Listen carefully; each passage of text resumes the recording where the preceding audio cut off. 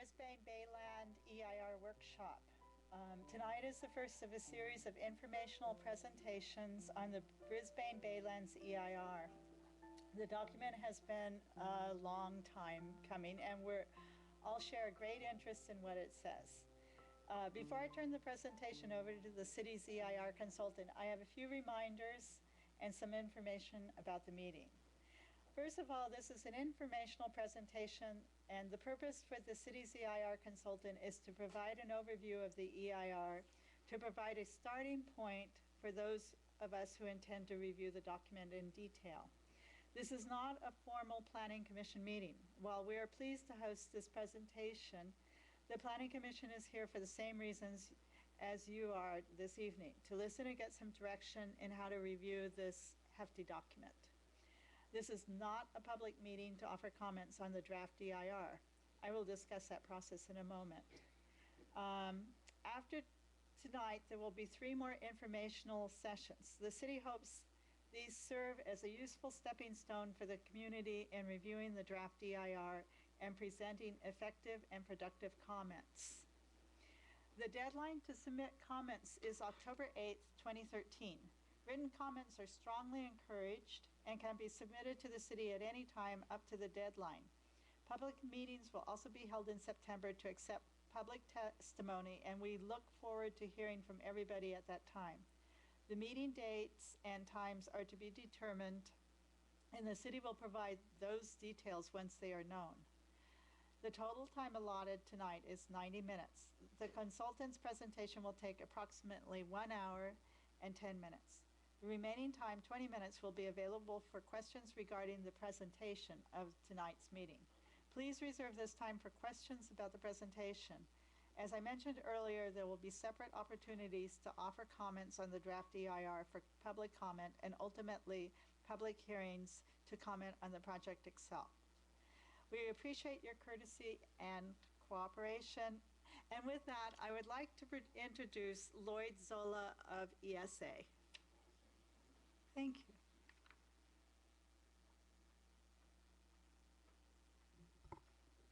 Thank you. I was going to start with one of the things my staff said is how many people actually thought you'd ever be here tonight with that document in front of you. I know on our staff we had a lot of discussion about the complexity of this project, and one of the reasons that the City Council had asked for these presentations is because this is not the typical project. This is not something you can point at saying, oh, they're building a hospital, they're building a residential tract. This is going to be a lot more complex than that. And so what we want to do in these first 4 sessions is talk about, as a follow-up to what you had a couple months back, what is an EIR? How do you review this document? And to help you over the next 4 months provide comments on the document and then work through, and we'll talk about what's in the document, what it means, how to review it, and then you're going to have, as you just heard, 4 months to actually provide written comments on the environmental document, and after that process is all done, then on the project itself. So let's talk about what the EIR is, and I'll turn around every once in a while. They tell me this is going to work without pointing it behind me, but I like knowing that I actually got it right. The EIR is one of a whole series of tools that you have, that the community will have to review the Baylands project, but it's only one tool. And the EIR will give you information to help you make decisions, you as the community, as the Planning Commission, ultimately the City Council, as to what you want to do on the Baylands. But you will not be able to take the EIR, find a place in there and says, oh, the recommendation is do this, that sounds good, let's go do that. This is an informational tool, not an answer. You as the community must ultimately decide what it is you want to do. And only after we go through, the community goes through the entire CEQA process, I guess you planners, we love acronyms. California Environmental Quality Act, CEQA, that's the basic law that the EIR is being done pursuant to. EIR Environmental Impact Report, and I'll try and remember all those as we go. But the document that you have, and there were CDs out there, and the summary document, and that's what it all looks like right there, is now going through a public review period. 120 days, much longer than the typical throughout the state, which is 45 days, to give you as the community and public agencies the chance to look at what are the impacts of this project. Do we have the information? Do we have understanding of what the environmental implications are so that we can make a decision later? There's three basic parts to the process as we're dealing with right now. One is the draft EIR, and it's a draft. This is out for public review. It is an evaluation of environmental impacts related to the Baylands project. This 120-day period is the opportunity for the community and public agencies to provide comments on that draft EIR. Following the public review period starting in October, written responses to all the comments that are received, both written comments that you provide during the 120-day review period, verbal comments that you will give at the September meetings that the Planning Commission will also host to talk about the EIR. There will be written responses prepared for all of those comments. Then and only then will the Planning Commission and ultimately the City Council be able to actually hold public hearings to talk about the project itself. Should we approve? Should we modify? Should we not approve? That comes after the conclusion of this entire planning or environmental review process. And as you heard Chairwoman say, written comments, verbal comments that will come at those meetings are due at the city by the end of the day on October 8th.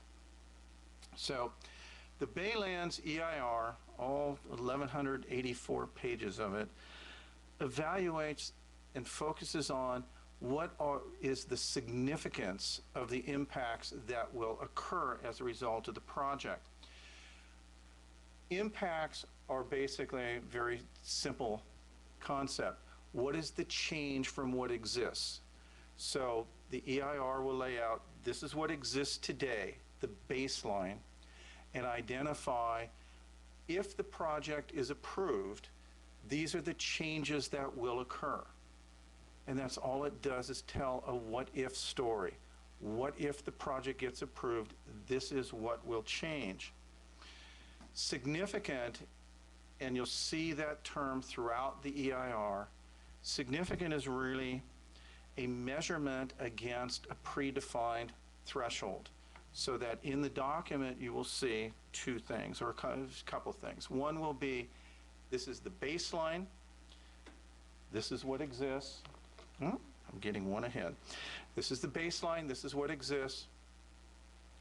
This is the change that will occur, and is that change significant or not? And you'll see in the document a definition of what would be significant, and then it's measured against that. The second thing that the EIR does is it identifies ways of avoiding or reducing the impacts. And the two ways you'll see in this document looking at reducing impacts.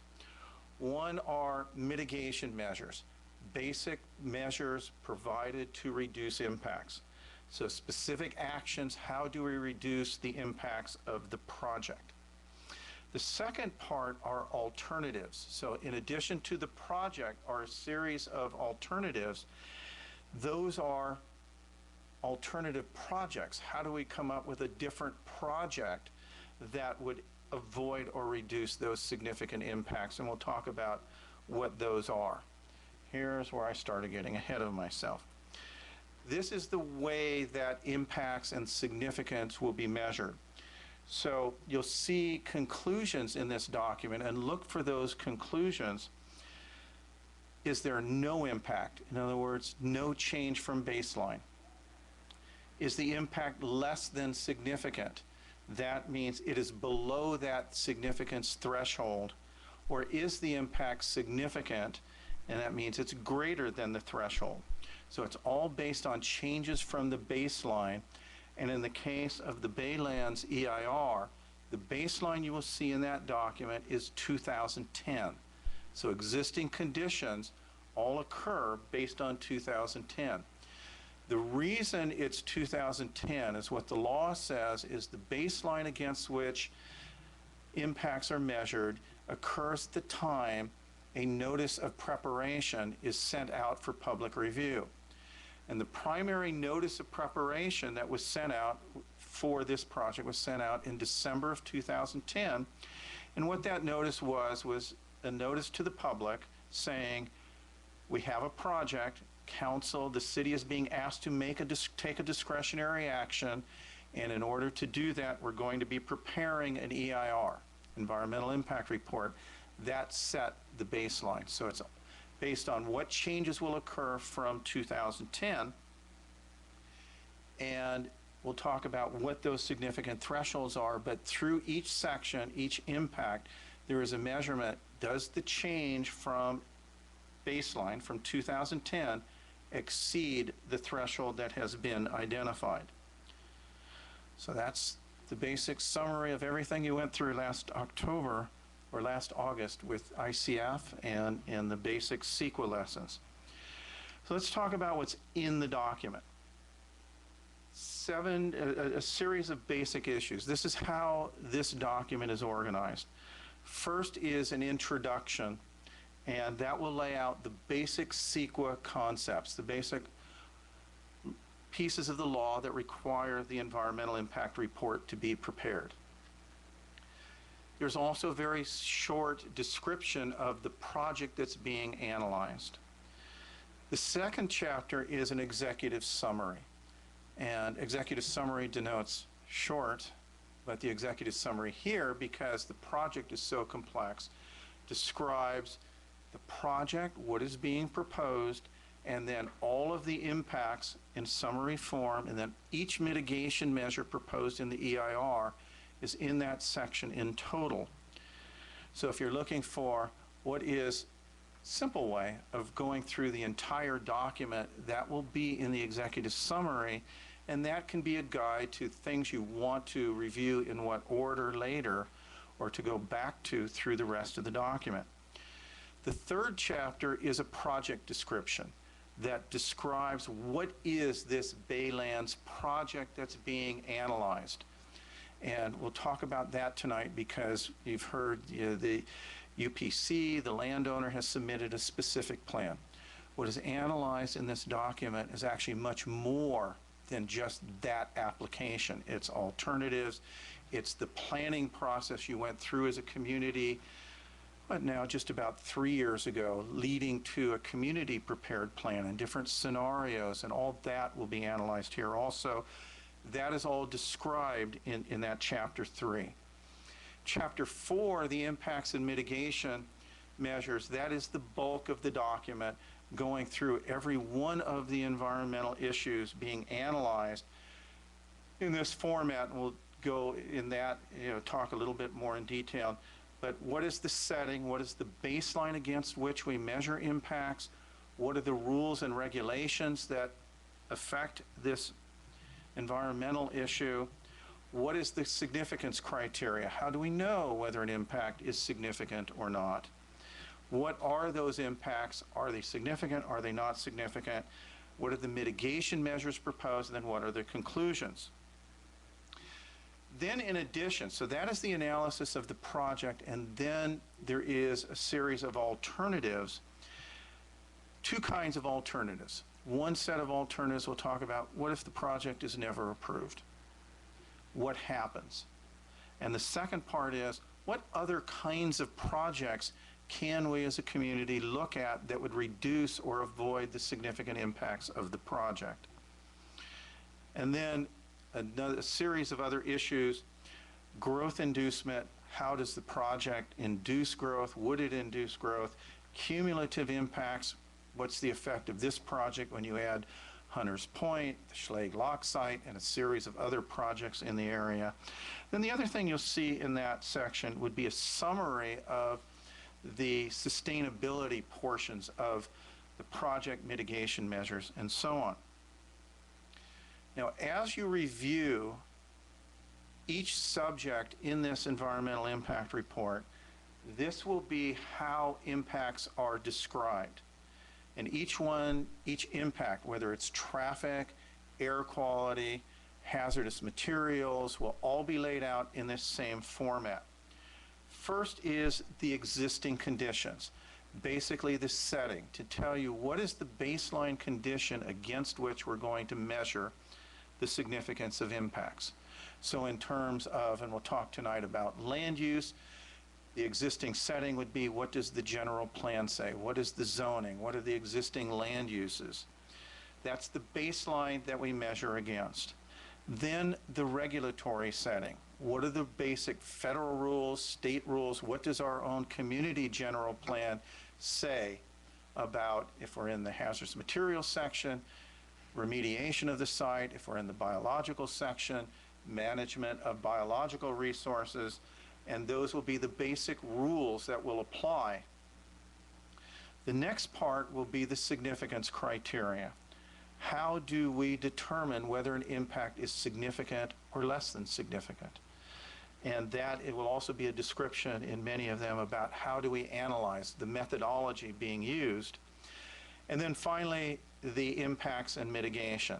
So we'll describe the impact and it'll be fairly specific. This is what the impact is, and you'll see a statement that is a one-sentence, two-sentence summary of what is it that we're analyzing.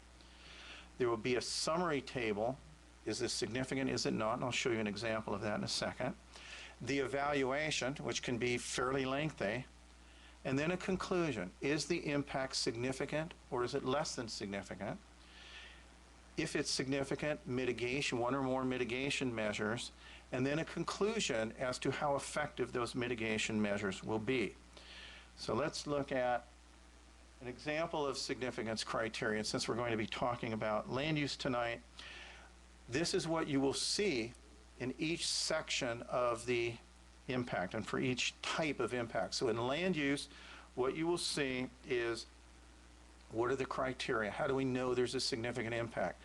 All of the impact statements and all of the criteria are based on California Environmental Quality Act guidelines adopted by the Office of Planning and Research.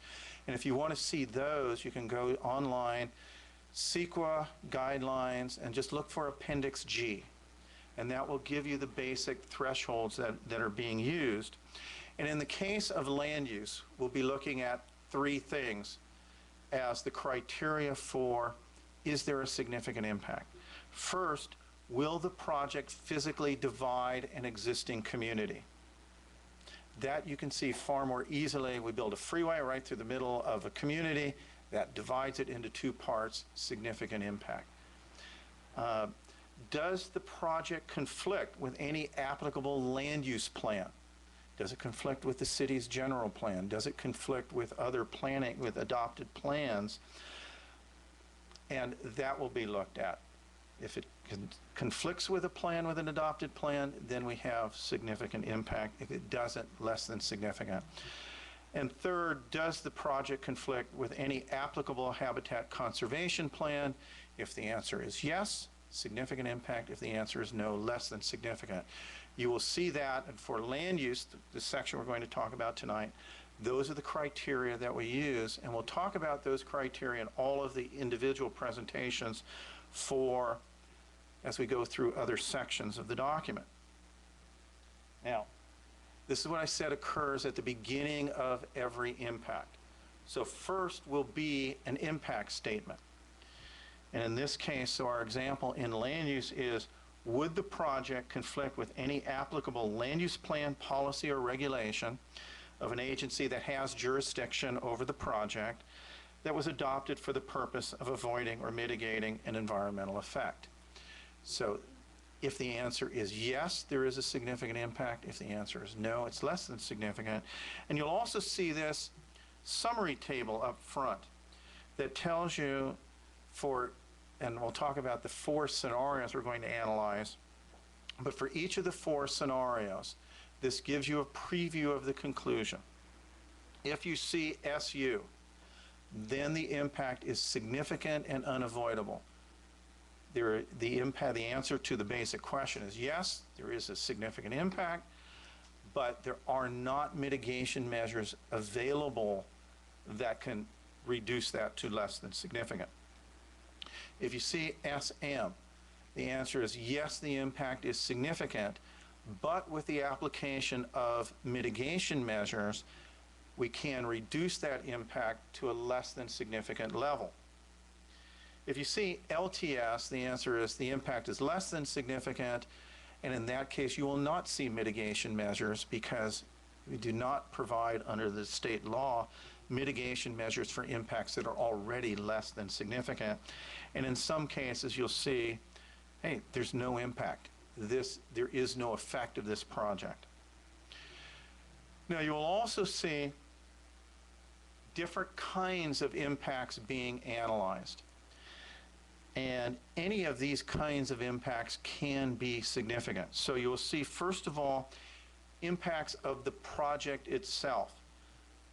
We look at impacts that occur during construction.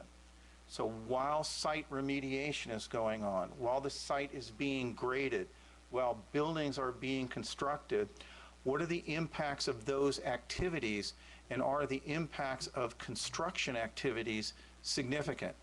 Noise, grading, air emissions, all of those are analyzed during construction. Some of those are, obviously, if it's construction, it's a temporary impact, but on a project this big, temporary can mean 20 years worth of construction. So we'll look at, are the impacts of construction, what are those? The second one is you'll see operational impacts. When the project is built and it's functioning, what is traffic, what is air quality, and what are the operational impacts of the project? Those will be analyzed also. The third kind of impact you will see, and that will be in a separate chapter, are cumulative impacts. And what that means under the law is, you will see in Chapter 4, these are the impacts of development of the Baylands. But we also know that San Francisco just went through their review of a project for redevelopment of Candlestick Point, Hunters Point Shipyard. You've got Daly City looking at projects, other projects going on in the city of Brisbane. And when you add up all of these projects, you take the changes in the projects that are being proposed in and around the city, put them all together, what is the significance of all of those impacts? And then we'll look at, in terms of those cumulative impacts, to what extent does this project, the Baylands, contribute to those bigger impacts? So that's the background on the document. Now let's talk about, we can go through the actual document itself. Just because it's the Baylands project, you're going to see a lot of complexity here. The project itself, the Brisbane Baylands project, it consists of 733 acres. And as you can see on the little graphic here, I got a pointer, I had to use this sometime tonight. There is the San Mateo, San Francisco county line, the city limits of Brisbane. And as you'll see, there's a portion of the project that's actually in San Francisco. When you hear the project, the Baylands project, we're talking about all 733 acres. The site's partly in San Francisco. UPC is the primary landowner. Recology is also one of the larger landowners. One of the things that is also interesting, I thought, in the Baylands is there's a tendency of agencies to talk about the Baylands as being largely undeveloped.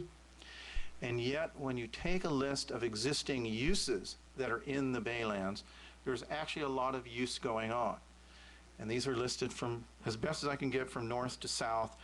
You've got Recology, a Caltrain station, the Lumberyards, a pumping plant from Bayshore Sanitary District, the Bayshore Industrial Park, and a series of other existing uses, buildings, and natural features, Icehouse Hill and the lagoon, existing within the Baylands. Those uses and the activities that are going on now within the Baylands are part of the baseline. So when we talk about impacts, we're talking about the impact of new development on top of these uses. The other thing to note here is, as you drive Tunnel Road, one of the bigger uses there is the Kinder Morgan tank farm.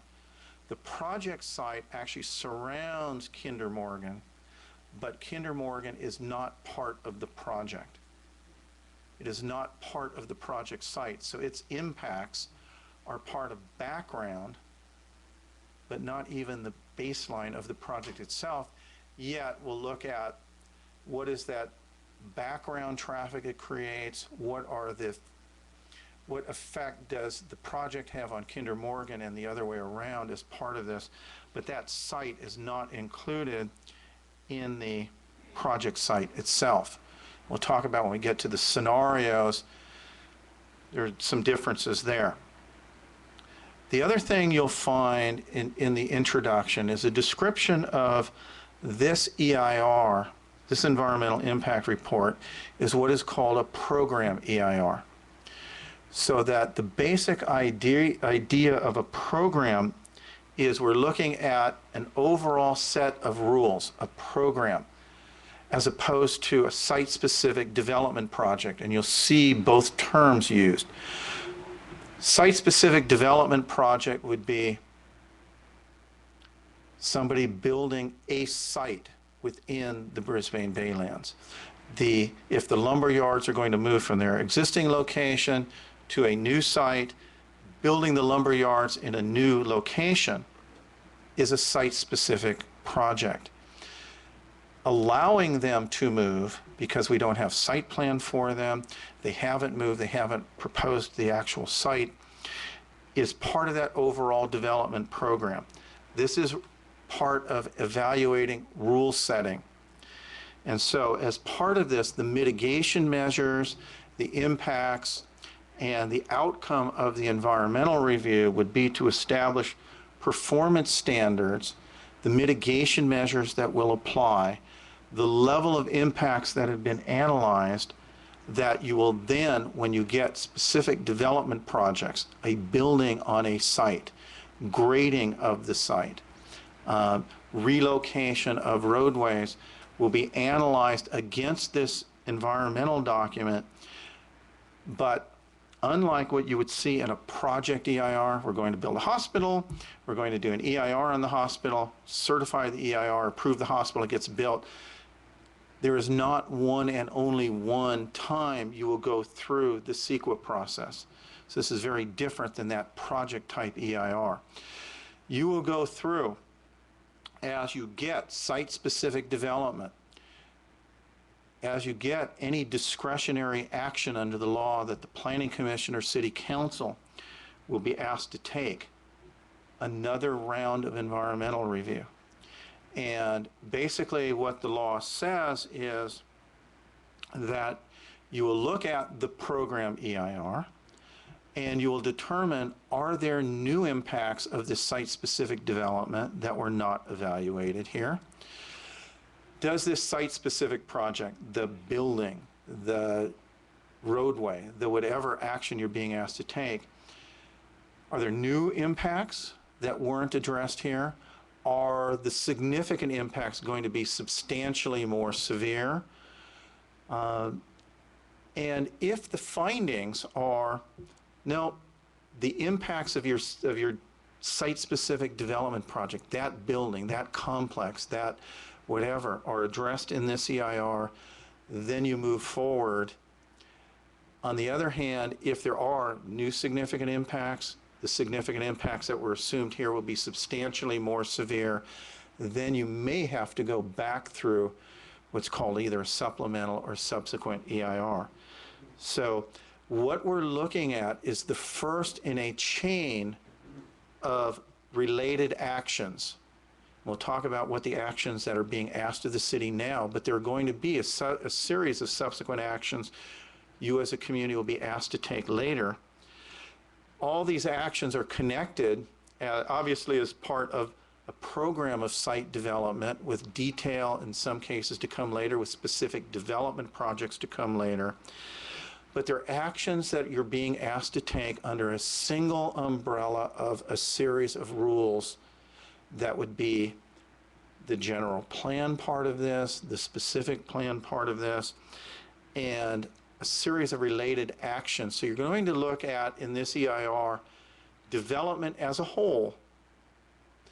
Then, as through implementation, you'll be asked to look at, again, individual pieces of the project, individual pieces of site development that will take you back through an environmental review, comparing it to this document. I've kind of said a couple times the complexity of the project. These are the components of the project analyzed in the document. And these, at the most general level, there are what we call, and what are called in here, concept plan scenarios. The current Brisbane General Plan talks about development of the Baylands requiring first a concept plan of the entire area before somebody is allowed to develop any particular portion of the Baylands. The idea being that you will get an overall view of the entirety of Baylands development before approving any part of it. Initially, the process started with an application for a specific plan that was submitted to the city by UPC, and as included in that specific plan were development scenarios for the entirety of the Baylands. The concept plans for what are called the development sponsored plan and the entertainment variant of that plan are embedded in the specific plan. In the project description, we've extracted those so that you can compare those to the concept plans that you as a community went through and developed, I think it was 2009 or 10, coming out to that. So 4 different development scenarios at a concept plan, basically what are the land use proposals for the Baylands, are all analyzed in this EIR as part of the project. So the 4, and I'll go through those in a second, but when we talk about concept plans or land use plans for the Baylands, there are 4 different scenarios that are analyzed in this document and compared to each other for each of the subjects. The second component of this project is a general plan amendment, because as you will see, and we'll talk about, each of these scenarios, in order to be approved, would require certain amendments to the city's general plan to be consistent with that general plan. And what state law says is that the adoption of a specific plan and some of the discretionary actions you'll also be asked to take need to be consistent with your community's general plan. So there's got to be a reconciling of the proposed plans with that general plan. What started this process, as I mentioned, was the Brisbane Baylands specific plan, which is the applicant, UPC, their proposed development of their properties. You will see in the EIR, I mentioned earlier, the project site is 733 acres. The application and the specific plans are for 648 acres. They do not cover the entirety of the project site. They cover the applicant's land holdings, and because in this case Recology site, the existing Recology site, will stay as it is. That was not part of the specific plan. We'll talk about some of those differences, but there is a specific plan. Specific plan is a development proposal that is kind of a hybrid of general plan policy, zoning, but a detailed layout of this is the intent and the rule setting, more detailed than the concept plan, not quite a site plan project for the development of UPC's properties. Then there are 2 site-specific developments. I mentioned site-specific developments that are included in this EIR. One is the relocation of the 2 lumberyards to a new location or to new locations. And in one of the 4 scenarios, the expansion of the existing Recology facility, that is included in one of the 4 scenarios. The last 2 pieces or components of the project are a water supply agreement to provide water supply to the Brisbane Baylands, and then a water recycling facility. So when we say, or when you see in the project, in the EIR, the project, although I tried not to use that phrase, the project includes all of those pieces. So it's all of these components. When you see the project site development includes all of these things. That is the reason it's a program EIR, because there's a whole series of different pieces. So let's talk about, and I'm not going to do a great deal of detail, that's why you have the document, but what you're going to see are, when we talk about the concept plans, 4 scenarios. And those are to be distinguished, so you'll hear scenarios are part of the project. When we talk later about alternatives to the project. And those are not the same. Well, in common use English, scenarios, alternatives, it can be used interchangeably. In this EIR, they have very different meanings. Scenarios are the 4 scenarios of the project, the alternatives to the project. So the developer-sponsored plan, this is what's included in the specific plan, 684 acres. And you'll see the boundaries, if you see the crosshatched area, I get to use this again, right up here, that's the existing Recology site, not included in this scenario. And what's being proposed in this scenario, 4,434 dwelling units, total building area of about 1.2 million square feet, including that residential use, 169, about 170 acres of open space, plus the lagoon area. So that is, when you see the developer-sponsored plan in this document, is referring to this scenario. The second developer-sponsored scenario is an entertainment variant. You'll notice it looks very similar to the developer-sponsored plan. It also proposes the same number of dwelling units, slightly less total building area, but what really distinguishes this scenario from the developer-sponsored plan is an arena, 17 to 20,000 seat sports arena, a concert hall, additional conference and hotel facilities, in addition to what's proposed in the developer-sponsored plan. And so as we look at what are the differences in the EIR of adding a sports arena, reducing the amount of commercial office, you'll see those differences occurring.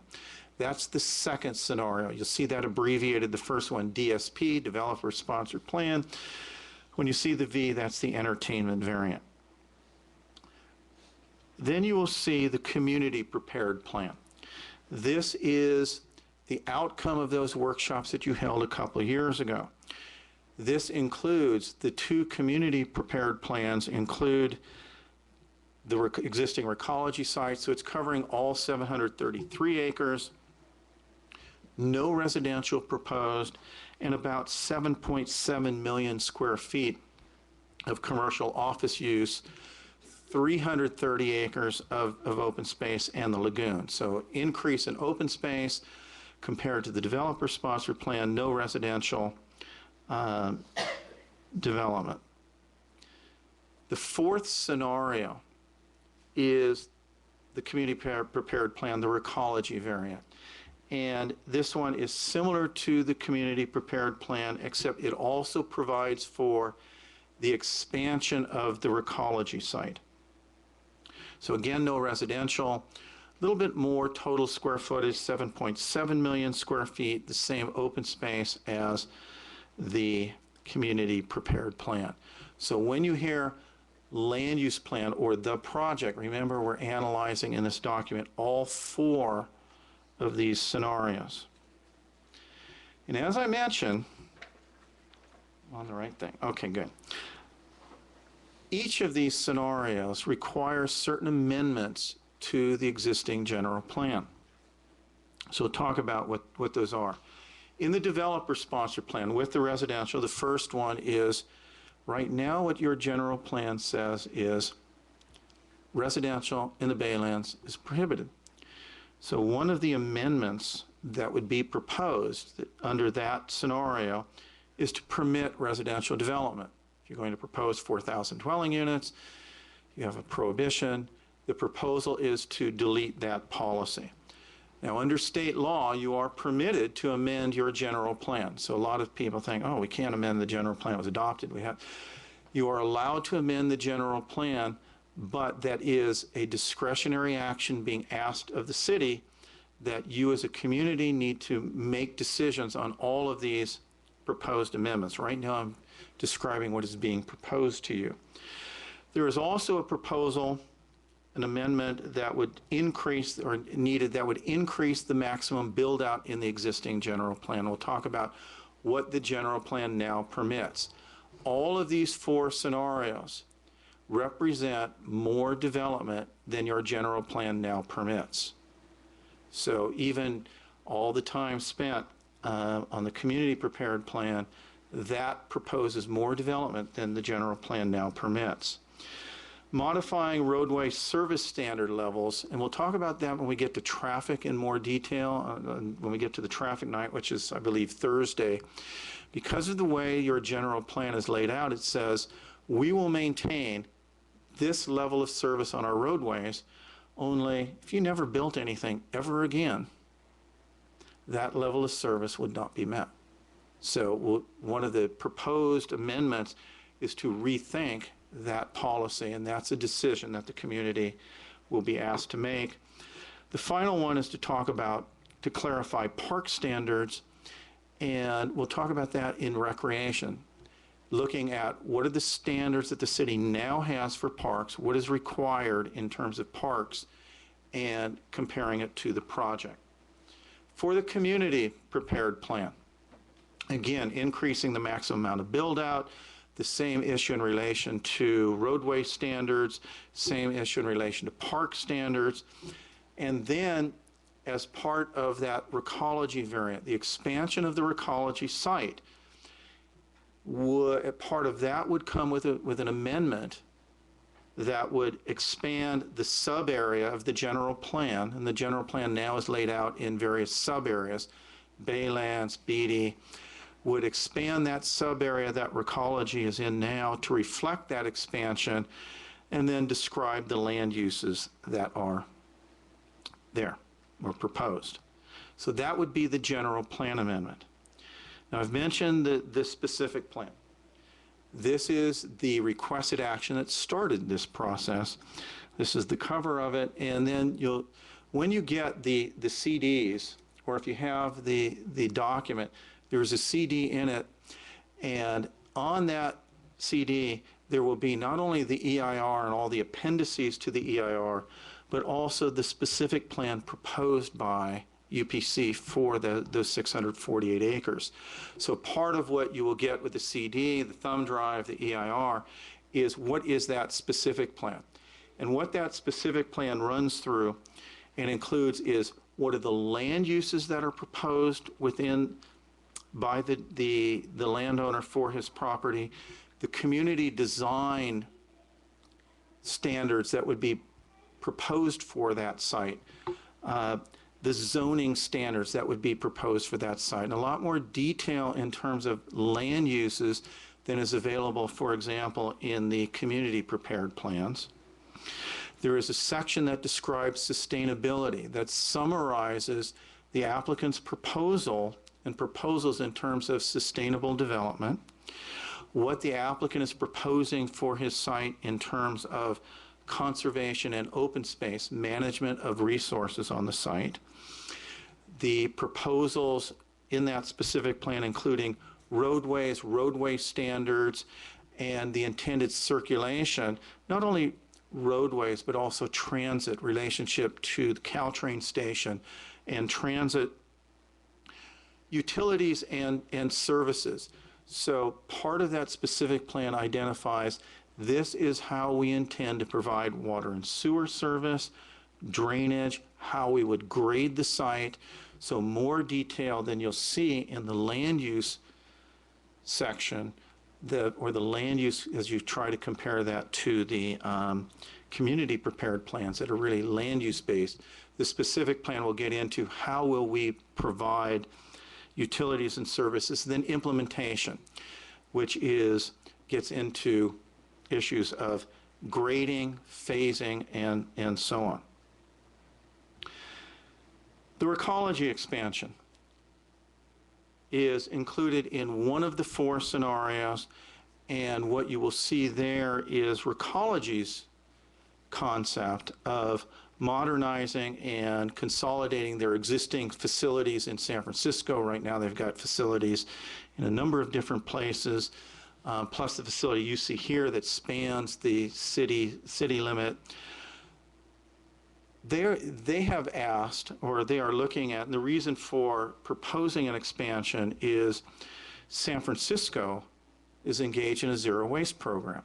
Recology would like to expand their site to meet those program needs. And that expansion is from 256,000 square feet to about 1 million square feet on site.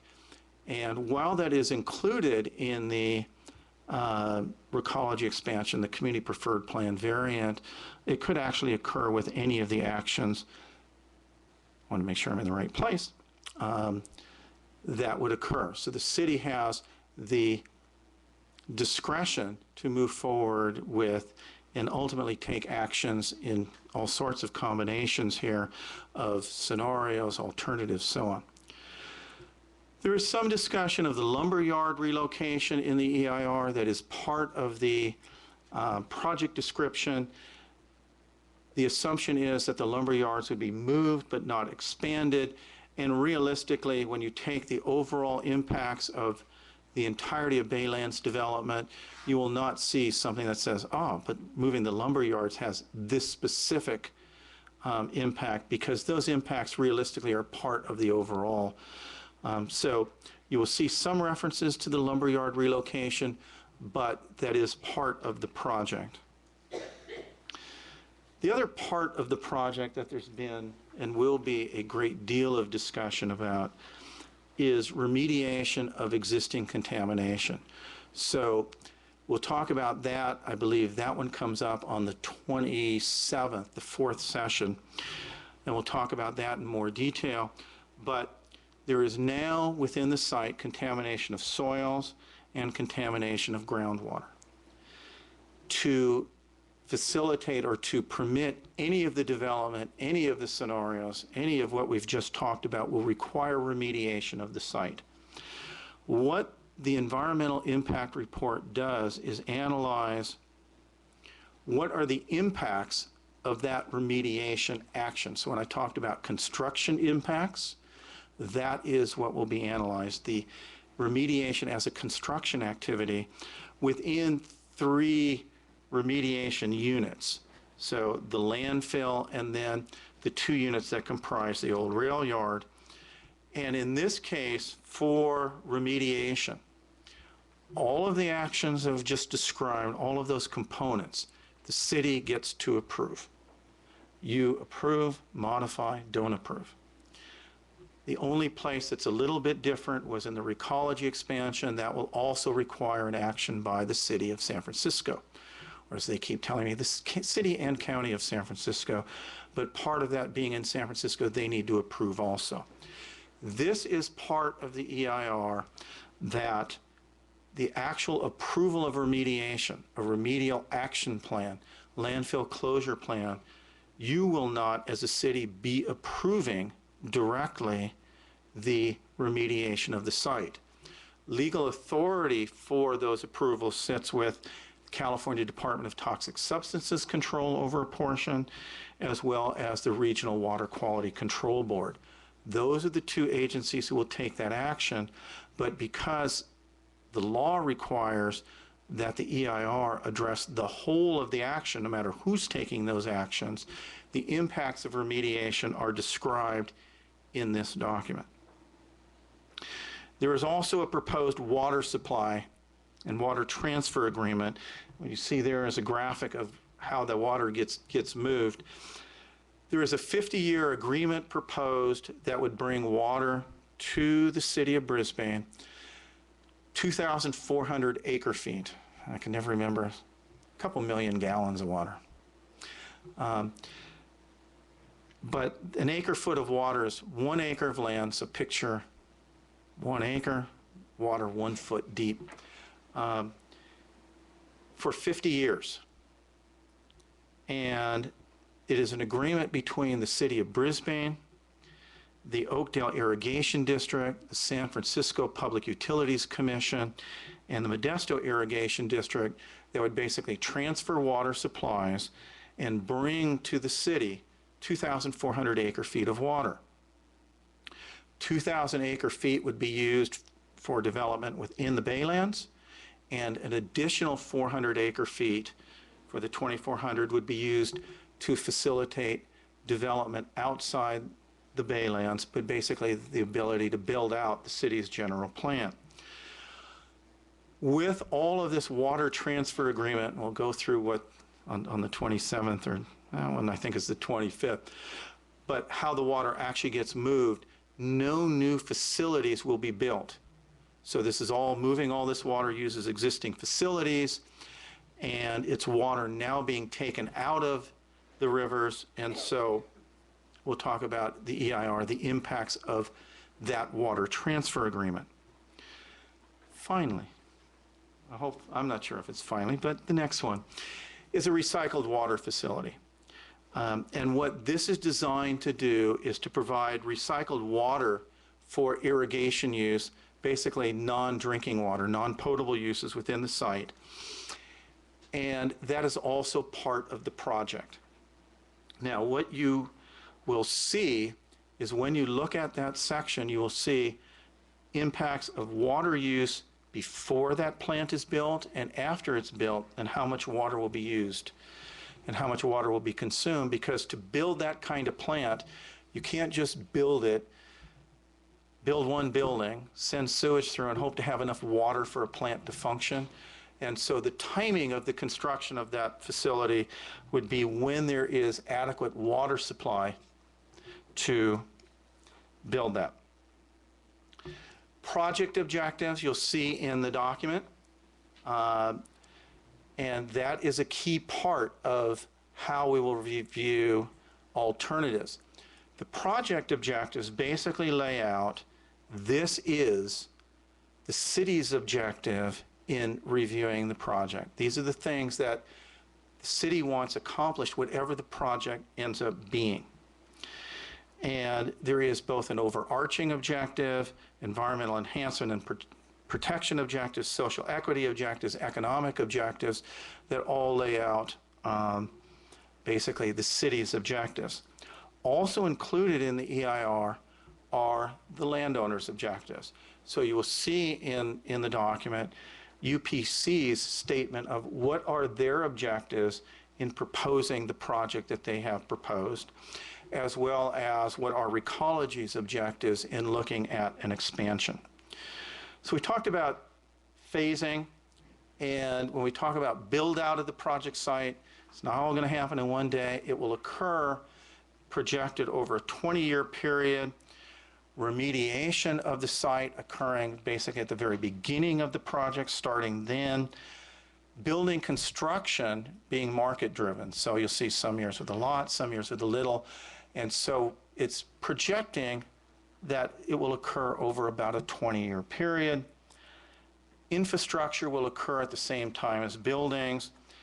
And there is not a phasing plan that says this will get built before that, before this, before that. But the phasing of the project will generally occur from west to east. And that will be described a little bit in the EIR, and you'll see a little bit more detail in the specific plan, which gets into some of the phasing. We're running close to the end. There's a whole series of approvals that have to occur. You've got the project approvals that we talked about on the city side, the concept plan, general plan amendment, water supply agreement, so on.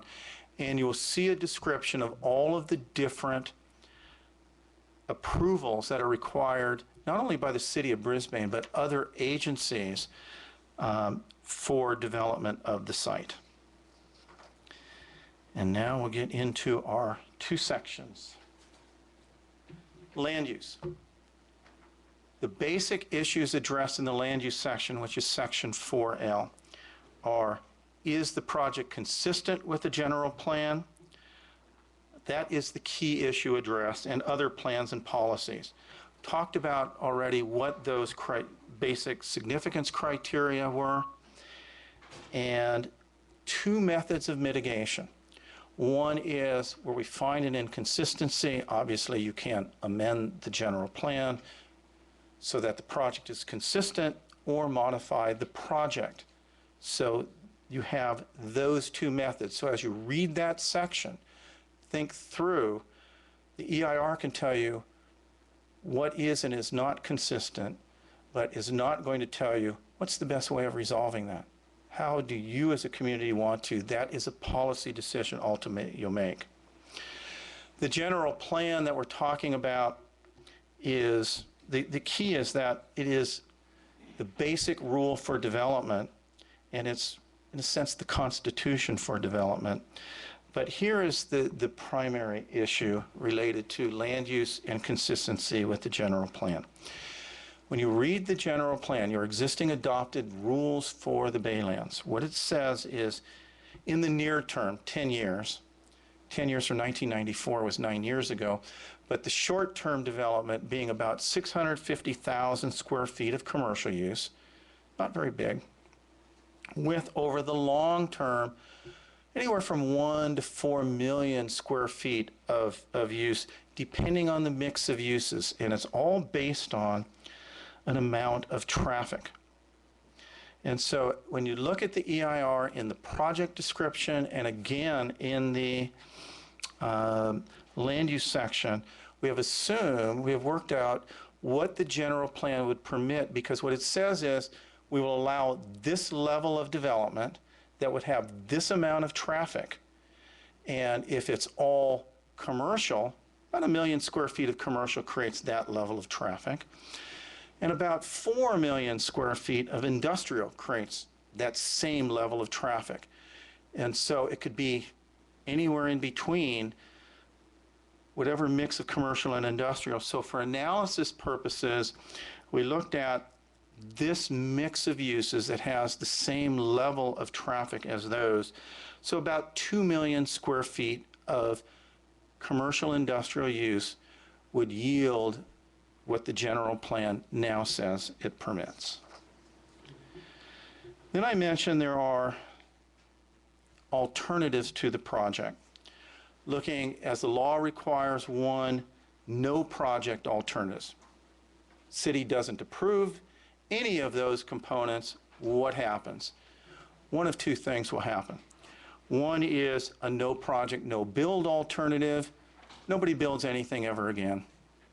Second is the existing general plan gets built out, and then we have some other alternatives that aimed at reducing the level of impacts of the project. And what all this adds up to is a range of reasonable alternatives that would obtain most of those project objectives as are described in chapter 3, but would also avoid or lessen the significant impacts. So I'll do a real quick run through of those. No project, no build, nobody does anything ever again within the Baylands. What exists today exists forever. Remediation never occurs. No future development. The existing condition goes on. The second part of that, in the right place? Nope. There we go. Is we don't approve the project, but over time, the existing general plan gets built out, that 2 million or so square feet, and that is described. And so you'll be able to compare the impacts of what the existing general plan permits against the project.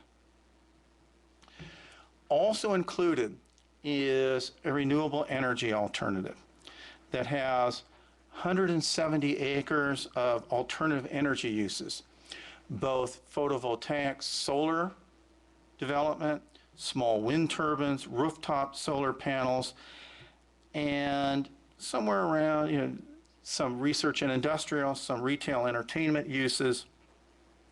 but about 820,000 square feet of commercial use, industrial use, along with that energy generation, renewable energy generation, assumes that the Recology Expansion occurs.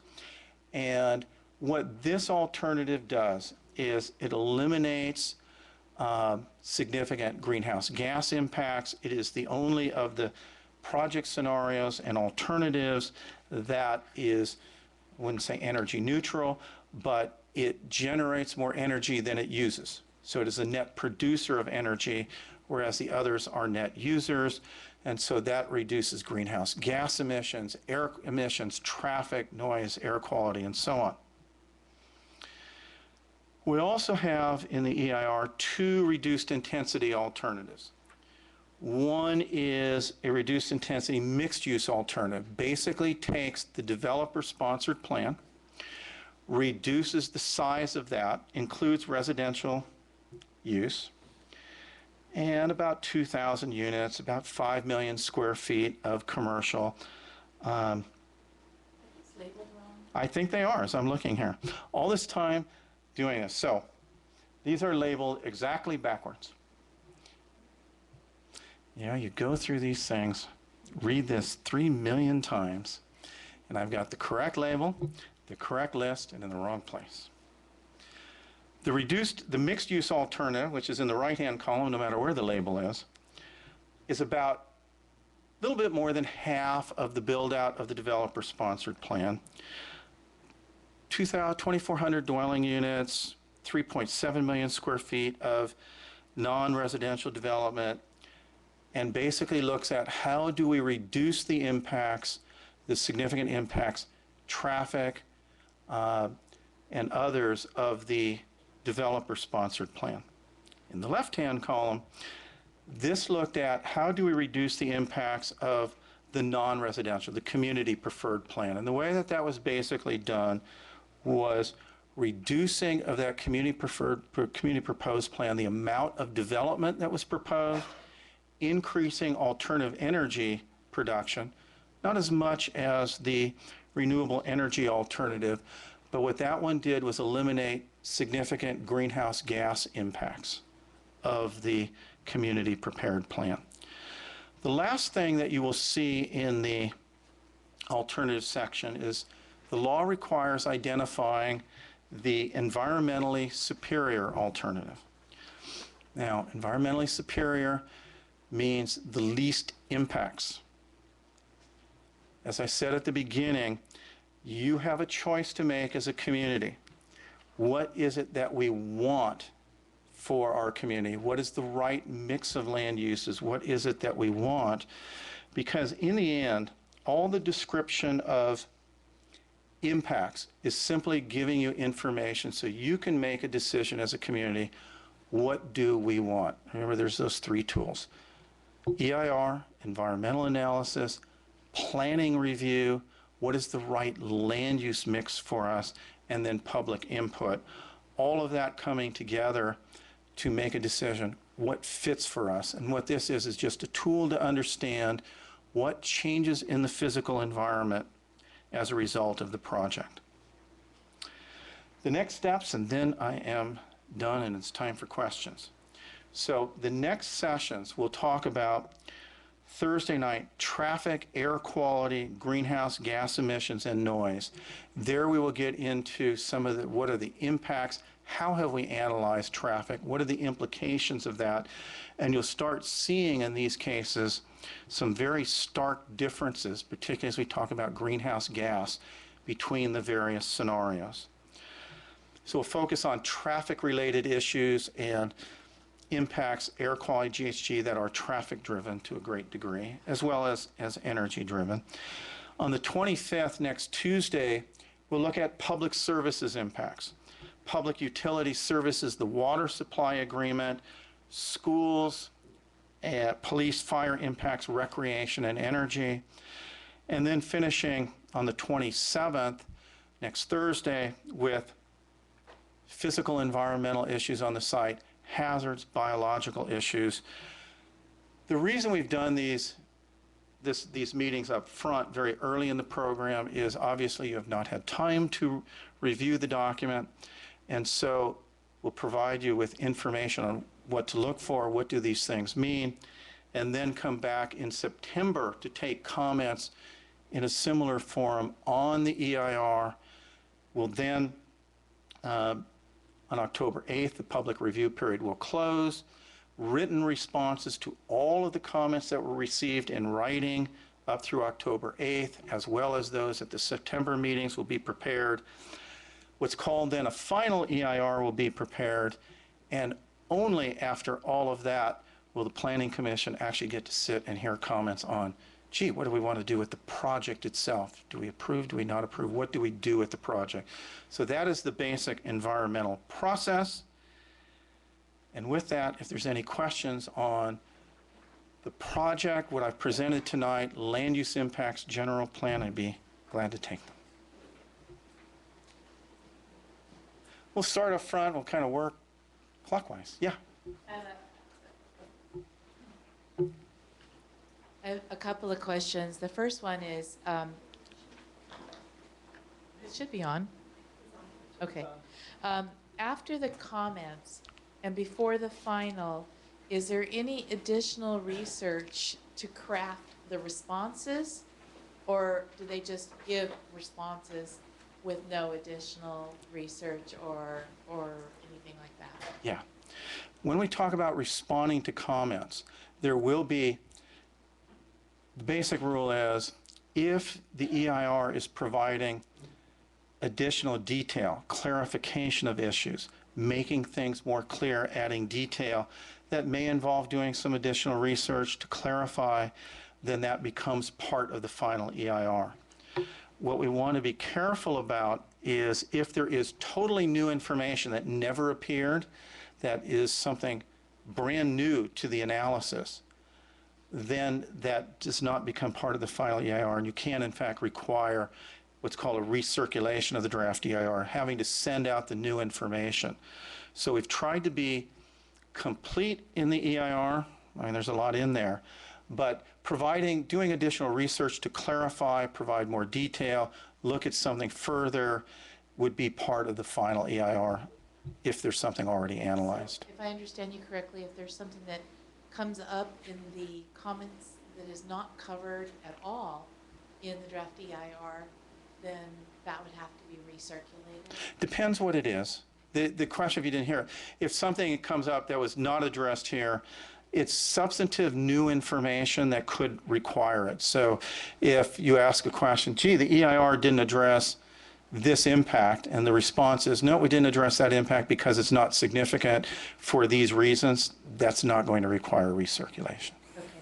And then just to clarify, do you explain in the EIR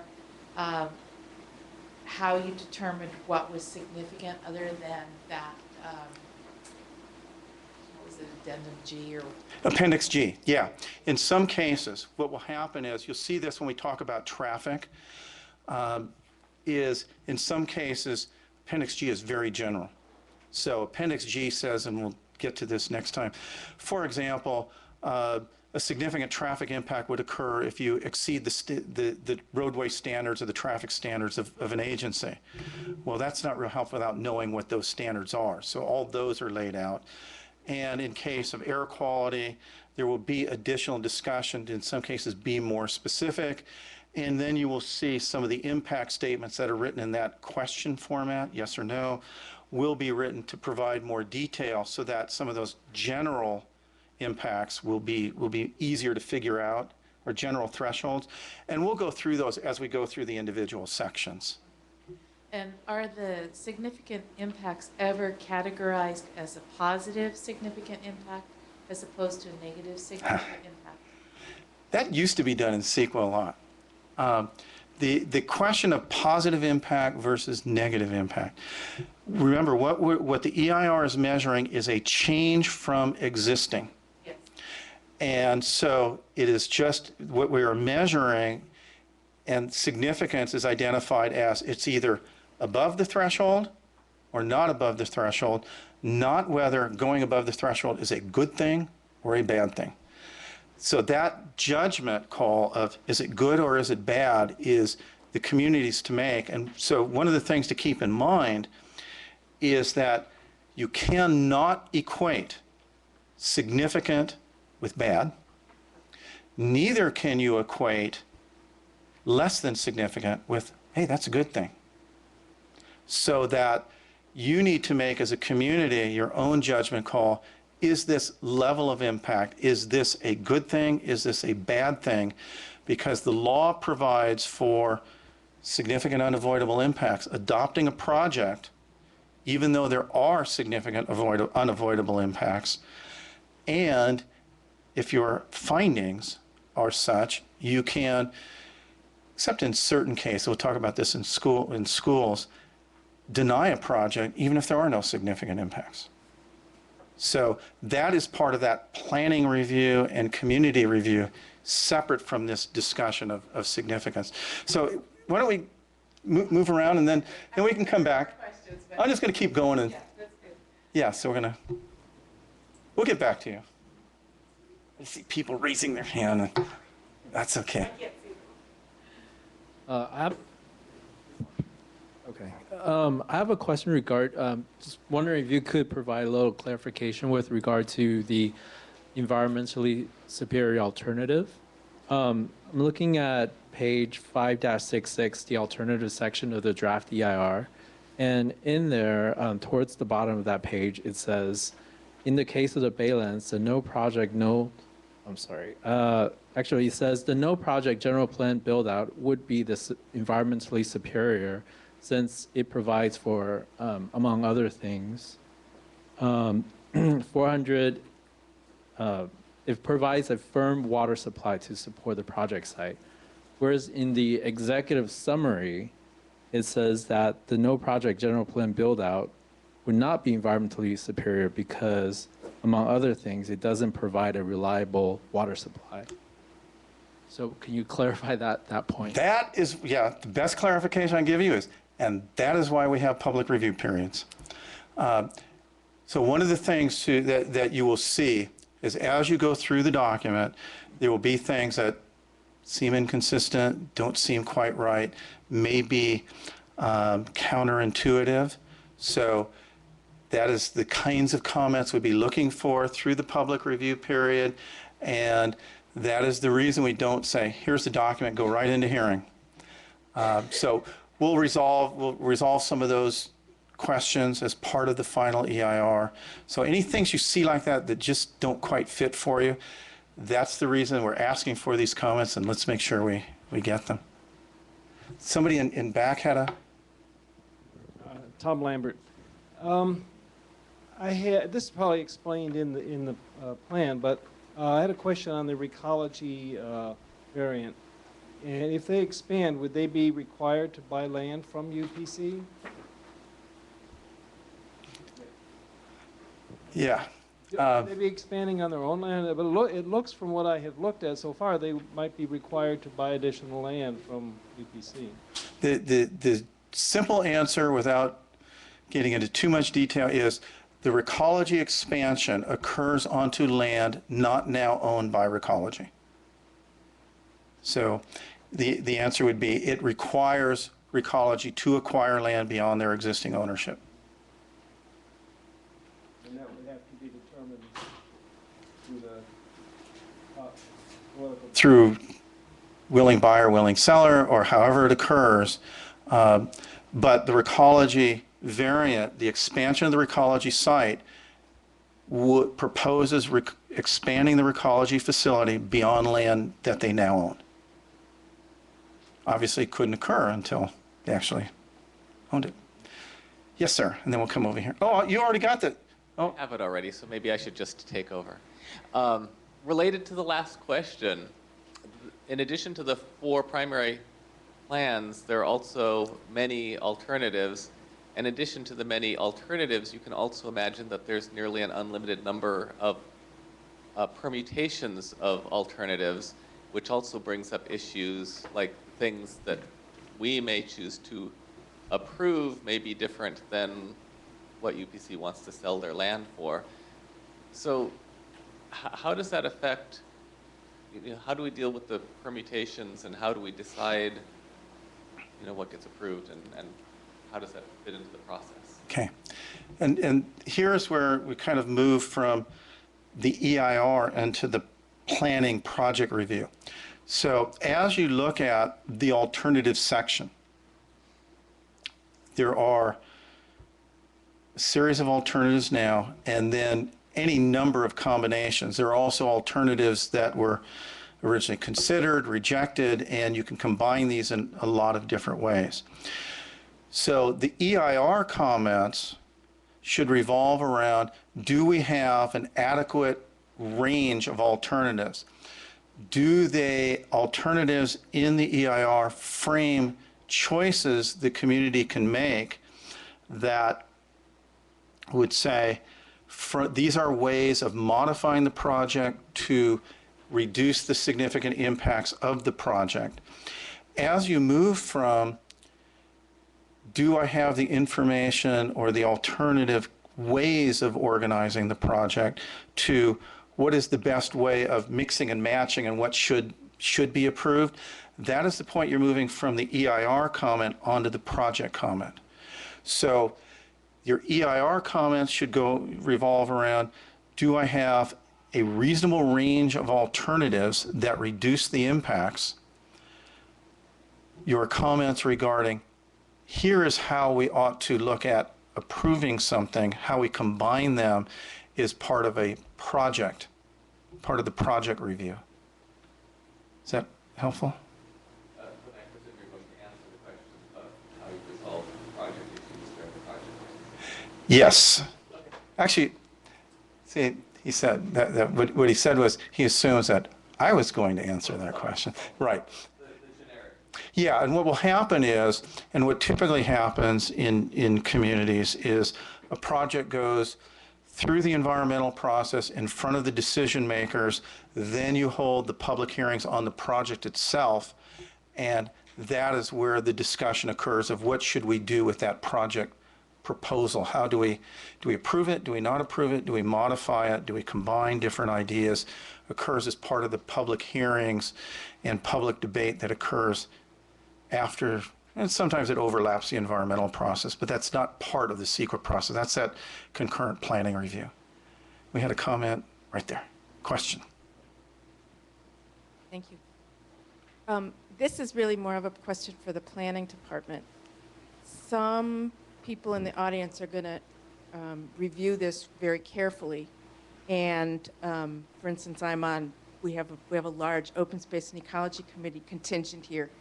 And I imagine that there'll be questions that come up in the process of our review, that Parks and Rec, or even just an individual person.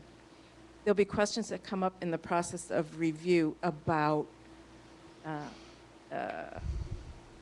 some of the standards, about some of the technical documents, about some of the assumptions that were made.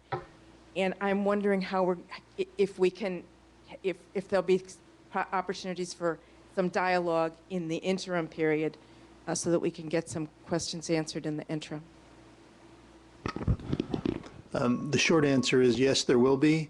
You may do it in the course of your regularly scheduled meetings, whether the consultant would be present as part of a internal committee discussion of those items. Again, I think the only procedural point we'd want to make is that any committee discussions are not a substitute for a public comment meeting. It would be for the committee's internal discussion. Comments made in part of that process wouldn't be comments on the EIR formally. We'd expect that would come from the committee or the commission, in a formal form. So. Right there, then we'll go back over. We'll come back around. My question has to do with the deadline, October 8. Mm-hmm. Is that cast in concrete?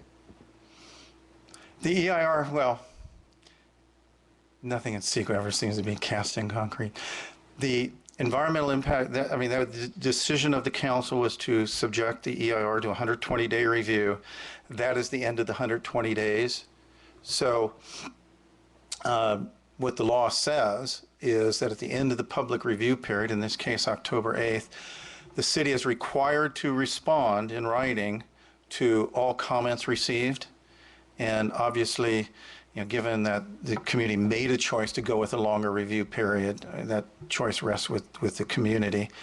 But right now, October 8th is when we need to get the written comments. Those will be the ones that will be responded to in writing. But the council may extend that. That's the decision. That's the council's.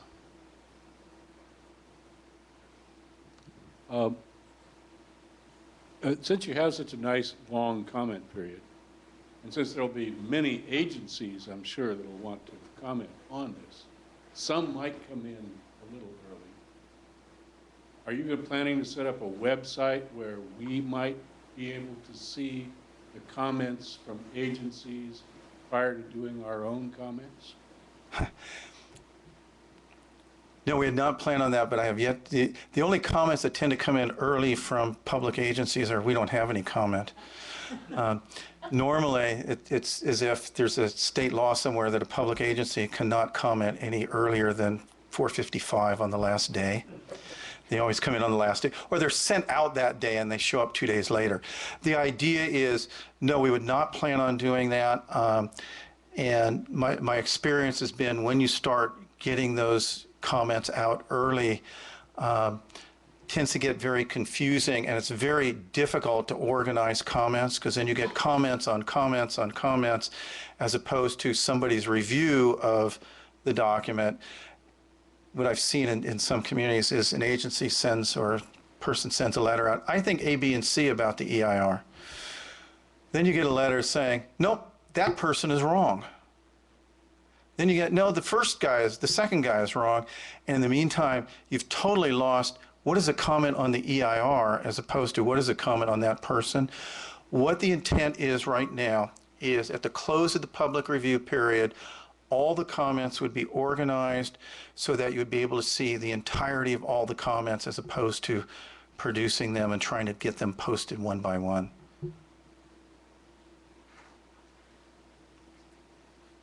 Any other questions? Yes, oh, I'm sorry.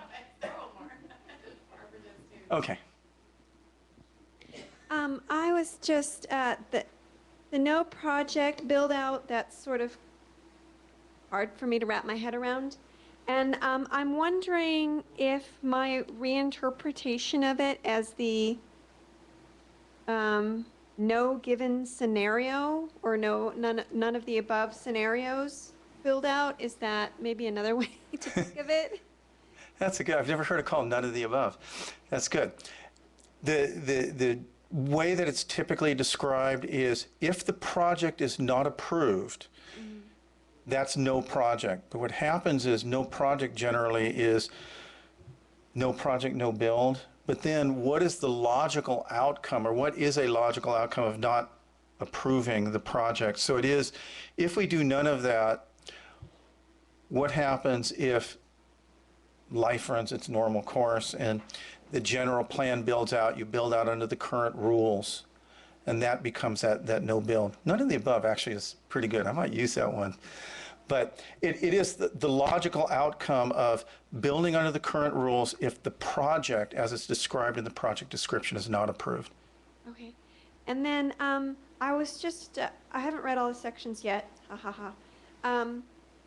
The reduced intensity alternatives, I was wondering about the decision to include the Recology Expansion in one of the choices and not the other one. Yeah. On the reduced intensity alternatives? Correct. Yeah. That was done in terms of, let's take the mixed use alternative, which is a reduced intensity of the developer sponsored plan.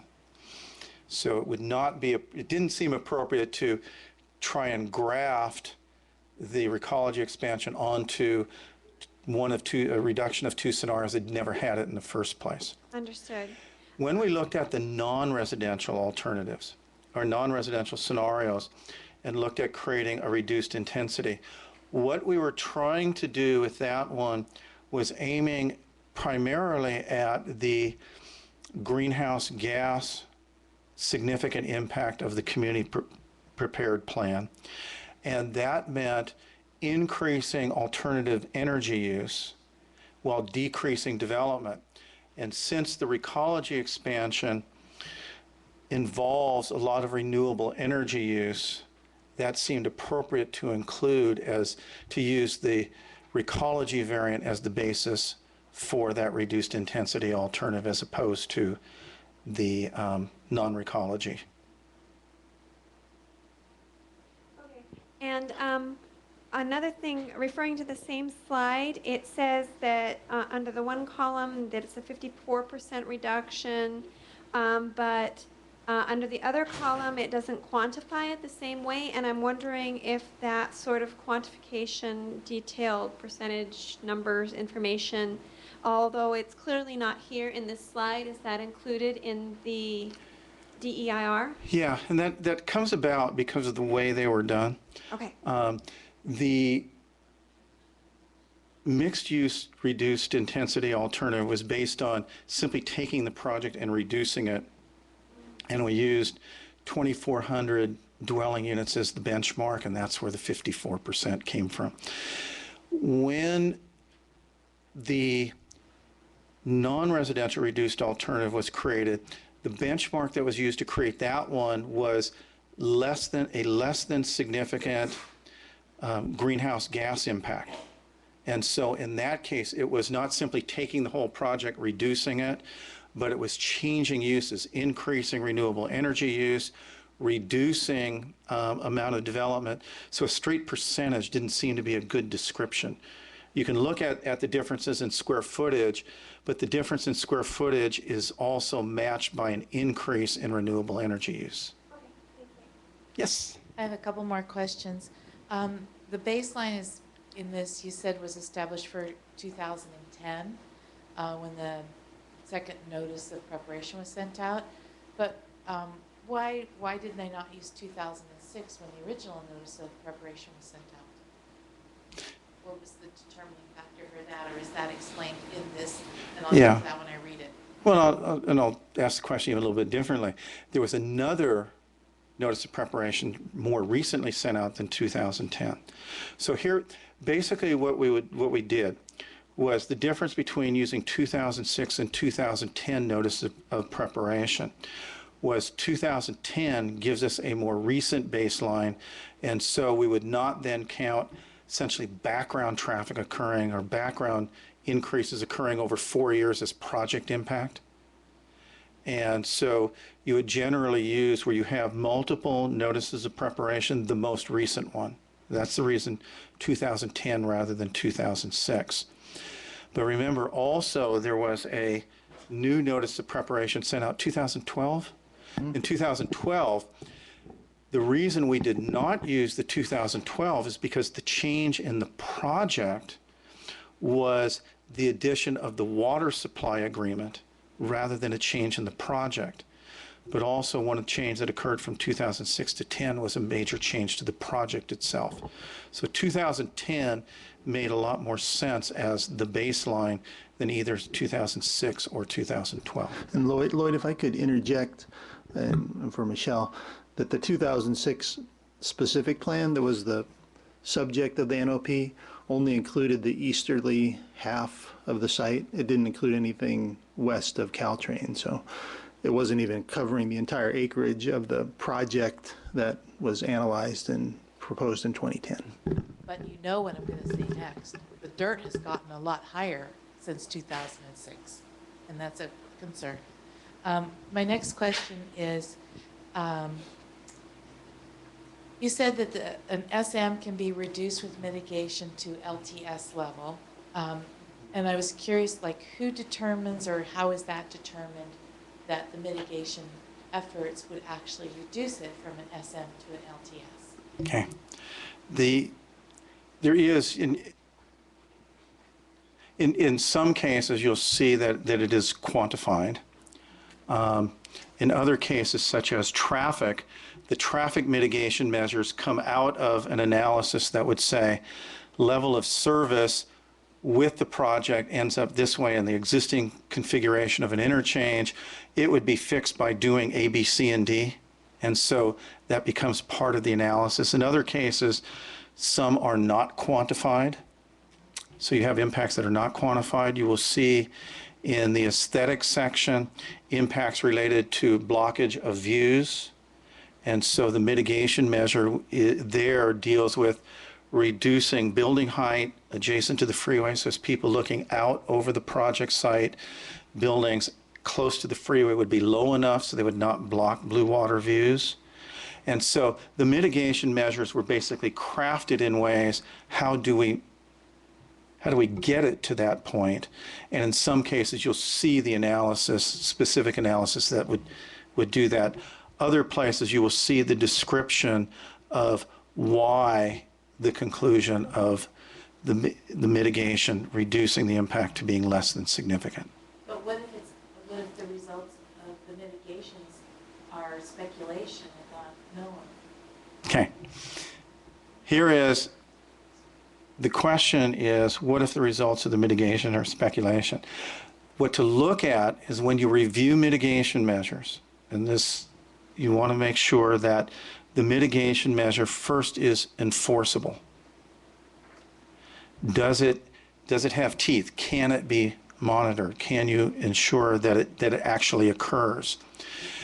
The second part of it is a number of the mitigation measures. You will see some written in this form of performance standards.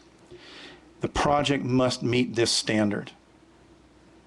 So in that case, you're setting a standard that it must meet. You develop a plan to meet that standard. The plan must be able to, in fact, meet that standard, so you would have that later demonstration. If you find, and you will when we talk about traffic, preview of coming attractions to Thursday, mitigation measures that cannot be enforced, because there are some, and you'll see this in traffic, to fix an intersection in San Francisco or in Daly City.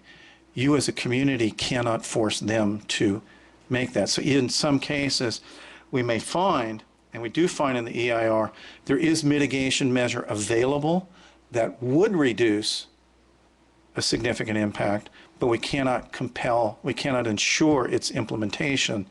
Therefore, the impact is unavoidable. So look for that as you get to it. Mm-hmm. Yes? I know you said you weren't going to post letters that other people send, but will those letters be put into the planning file so that if people wanted to come in and look at the file, they would be able to see comment letters that come in as they come in? Everything that's submitted is public record, so it's all available. So they, like the day it comes in, they put it in the file, so if you come and When we look at the file, it'll be in there. when we receive it, yes, it's available for public review.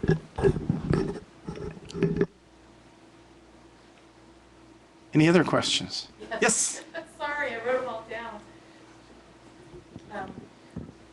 You mentioned that we would never meet the roadway level of service standards. Could you explain that? I didn't understand what you meant. Okay, and this is going to be probably the one of the major topics of conversation Thursday night. But for traffic, the basic performance standard is measured in terms of delay at intersection and how well an intersection performs. There's descriptions of that as level of service. What the traffic section will find, or what it does find, is that if all those projects surrounding the city, so all the things that San Francisco wants to do, all the things that Daly City wants to do, all the things that are being proposed outside of the Baylands are built, and nothing gets built on the Baylands, traffic will not maintain at level of service D. You mentioned growth inducements. Could you define growth inducements and what the significance of those are? Okay, that's a preview to the 27th. Growth inducement, very simply, is imagine you're building a freeway. You've got an area that has no access right now, or you're building a roadway, has no access. You build a road, all of a sudden land has access. that roadway as growth inducing because it's creating growth. And again, you used to see growth inducement is bad. All that the EIR will do is identify these are the ways in which the project would induce growth and not put a value statement on it. And then my last question is, and it's about the comments. Once they are in the response document, will the comments still be identifiable so that an individual could identify their comment and evaluate the efficacy of the response? Oh yeah, the way that that will happen, that's one of the reasons that CEQA pushes for written comments on an EIR, is what you'll see in the final EIR is, here is the comment letter, the actual comment letter. You will see portions of it numbered, and then a response will be keyed to a specific part of it. So you'll be able to read the actual comment that was submitted and the response. The more difficult part is with our September meetings, people will be making verbal comments and will be trying to write written responses to what was said. And obviously, we can't produce a tape in a written document. So that becomes a little bit more difficult. That's why it's much better to get written comments, because decision makers and the public can compare the written comment exactly as it was written to the written response. Thank you. Thank you. Sorry to hog all the questions, you guys. Well, thank you very much for coming, and thank you very much for your presentation. We look forward to our second meeting on this coming Thursday. Thank you.